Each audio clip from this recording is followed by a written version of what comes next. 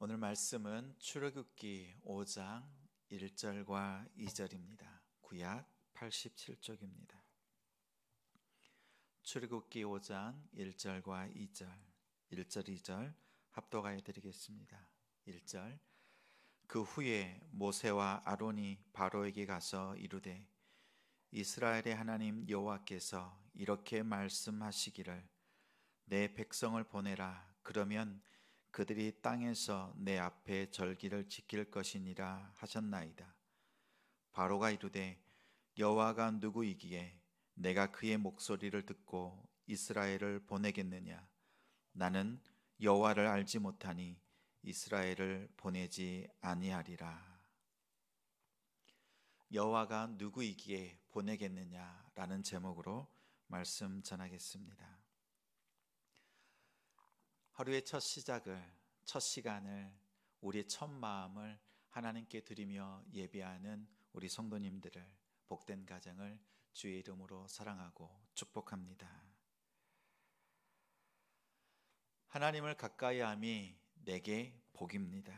하나님을 가까이 하십시오.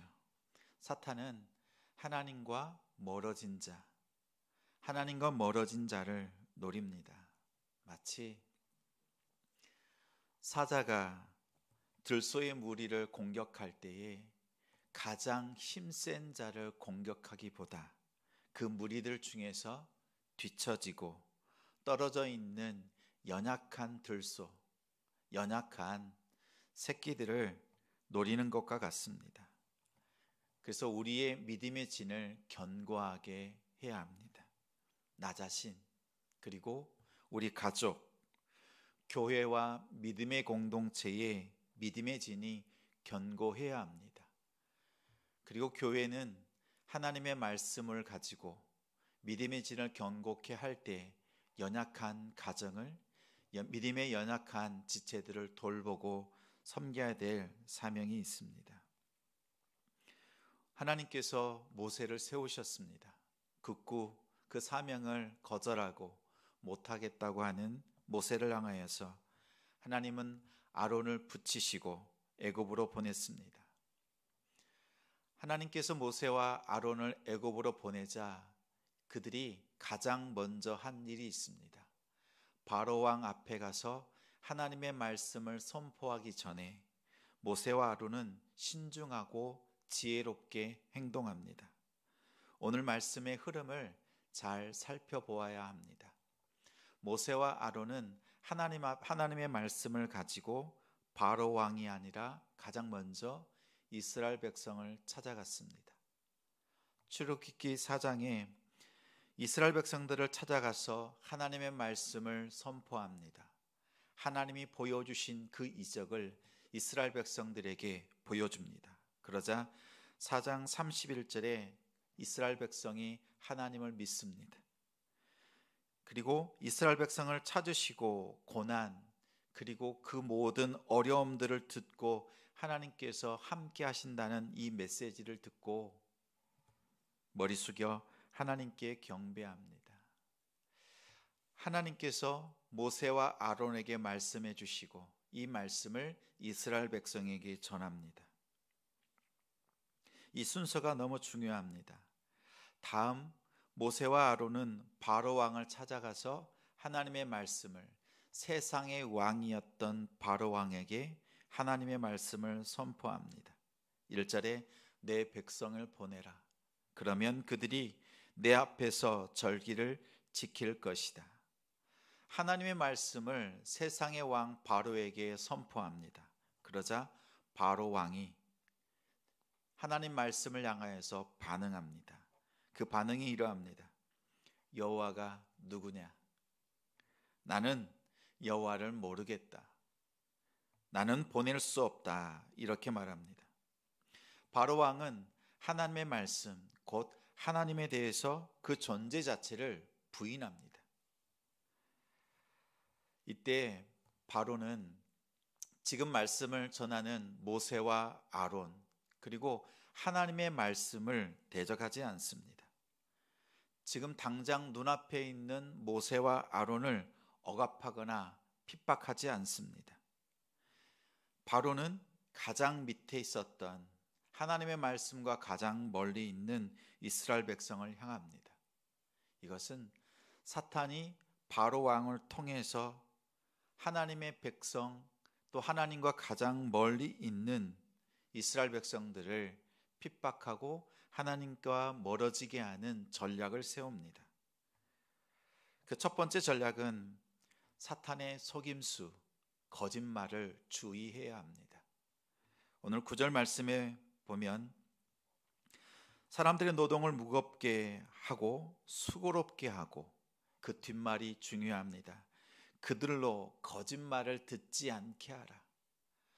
하나님께서 모세와 아론에게 주신 하나님의 말씀을 이스라엘 백성들이 듣습니다.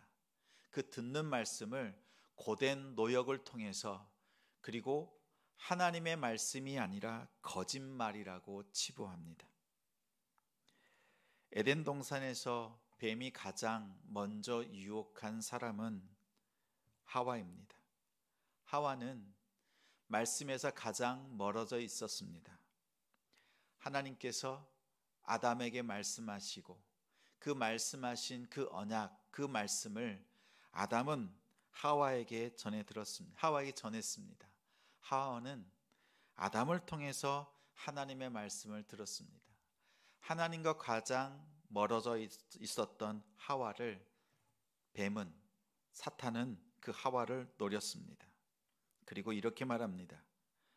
선악과를 먹으면 정령 죽으리라 하는 그 말씀을 결코 죽지 아니하리라. 내가 하나님처럼 될 것이다. 이렇게 하와를 유혹했습니다. 아담을 속였습니다. 사탄의 전략은 성공했습니다. 마찬가지로 모세와 아론을 통해서 주신 그 하나님의 말씀, 이스라엘 백성들이 가장 하나님과 멀어져 있습니다. 직접 하나님께 들은 것 아니고 직접 사명을 받은 것이 아닙니다. 그러자 사탄은 그 빈틈을 치고 들어옵니다. 그 빈틈을 파고 들어옵니다. 사탄은 이와 같이 동일한 전략으로 이스라엘 백성들, 그 마음을 헤집어 놓습니다. 하나님의 말씀은 거짓말이라고 그들의 마음속, 방금 전에 믿었던 그 믿음을 흔들어 놓습니다. 하나님이 주시는 말씀을 붙잡으십시오. 믿음의 공동체 안에 거하십시오. 하나님의 말씀이 누구를 통해서 주어졌든 그 말씀이 하나님의 말씀이라면 붙들고 믿음으로 살아가는 우리 되길 소망합니다. 둘째는 사탄은 바로 왕을 통해서 고난과 핍박을 행합니다. 고난과 핍박은 오히려 증거입니다. 7절에 내 백성에게, 이스라엘 백성에게 다시는 돌을 구울 때에 짚을 주지 않습니다. 전과 같이 주지 않고 전과 같이 똑같은 일을 하라고 말합니다. 예배를 핑계로 광야에서 하나님께 나아가겠다. 너희들이 배가 불렀구나. 배부른 소리를 하고 있구나. 바로는 하나님 자리에 앉았습니다. 이스라엘 백성들을 죽이고 살리는 그 권력이 자기에게 있다고 생각합니다. 마치 느부갓네살 왕과 같습니다. 다니엘의 세 친구가 왕이 세운 신상에 절하지 않습니다. 그러자 왕은 풀무불을 7배나 뜨겁게 하고 그들을 불러서 세웁니다. 이 풀무불에서 내 손에서 구원해낼 자가 누가 있겠느냐, 이렇게 말하자 여호와 하나님께서 우리를 구원해 주시리라. 그리 아니하실지라도 우리는 왕과 왕이 세운 신상에 절할 수 없습니다. 이렇게 신앙의 절개를 지킵니다. 사탄이 역사할 때 우리는 두려움이 생깁니다. 그러나 기억할 것이 있습니다. 가장 중요한 것은 교회에, 그리고 나 자신에게 기도할 거리가 없는 것이 더 위험합니다. 기도할 거리가 없다는 것은 사탄이 우리를 향해서, 우리 가정과 교회와 일터와 사업장을 향해서 도전하지 않는 것입니다. 사탄이 도전하지 않는 것은, 도전이 없다는 것은 나의 상황이 사탄이 도전할 만한 것이 없다는 뜻이기도 합니다. 우리가 믿음으로 살려면 보면 사탄은 도전합니다. 우리에게는 도전할 때 기도의 거리가 있습니다. 기도할 제목이 있습니다. 오늘 우리에게 주어지는 상황이 핍박과 어려움, 고난이 있을 때 내게 이 어려운 고난이 왜 있을까? 이것은 우리가 오히려 믿음 안에 굳건히 서 있다는 증거이기도 합니다. 이때 우리는 하나님을 바라보아야 합니다. 내 삶에 하나님께서 어떻게 개입하시는가? 겉모양은 고난과 핍박입니다. 그 안에 하나님의 뜻이 있습니다. 하나님의 인도하심이 있습니다. 뜻하지 않는 손길을 통해서 피할 길을 더해 주십니다. 또 믿지 않는 사람을 통해서 도우시고 하나님의 그 뜻을 깨닫게 하십니다. 또한 하나님이 기뻐하시는 사람들을 통해서 위로해 주십니다. 겉모양은 두려울 만합니다. 우리를 향한 사탄의 도전은, 바로왕의 핍박은 실제적으로 우리의 생명을 위협하고 우리의 가정과 일터와 우리의 거룩한 믿음의 삶을 무너뜨릴 만큼 강력하게 도전해 옵니다. 그런 겉모양에 속지 않고 하나님의 뜻을 분별하는 우리 믿음의 가정이 되길, 믿음의 우리 사람들이 되길 예수님의 이름으로 축복합니다. 오늘 말씀을 통해서 두 가지를 살폈습니다. 첫 번째는 내적인 도전이 있습니다. 우리에게 주신 하나님의 말씀, 분명한 하나님의 말씀을 속임을 통해서 거짓말로 바꾸려는 사탄의 도전 앞에서 오히려 말씀 붙들고 하나님을 가까이 하는 우리 되길 원합니다.